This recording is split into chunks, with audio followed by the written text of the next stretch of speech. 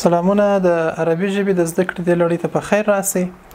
په مخکنی درس کې موږ ویل چې په عربي ژبه کې حرکتونه او سکون هم شته چې عبارت د زور، زیر، پیش او سکون څخه و چې په پښتو کې زور، زیر، پیش او په عربي کې فتحه، کسره، ضمه او سکون ورته ویل کیږي. نن پر دې غږیږو چې دوه ډبل حرکتونه هم راتللی شي، خو هغه ته موږ تنوین وایو.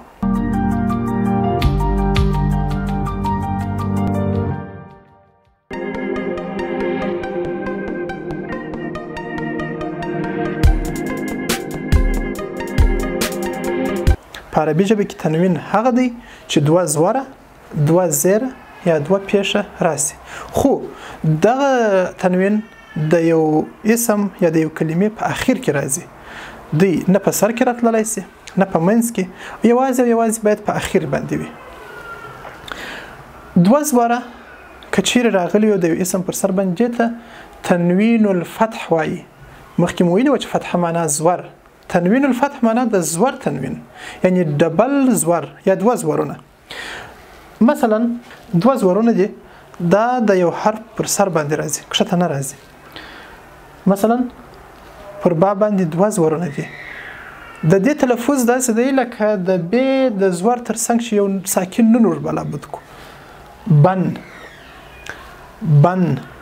خو په لیکلو کې هغه څه لیکل کېږي چې فقط دوه زور ورکوو.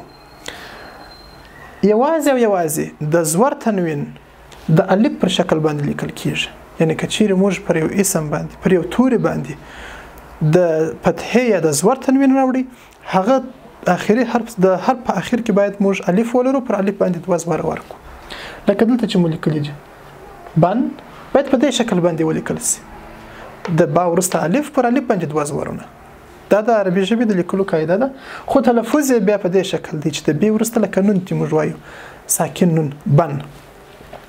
بل بیا د کسرې یا د زیر تنوین دی. د کسرې یا د زیر تنوین د یو حرف لاندې راځي، او دا مخکې هم ویل چې تنوین همیشه د یو کلمې په آخر کې باید وي، په منځ یا په سر کې نشي راتللی.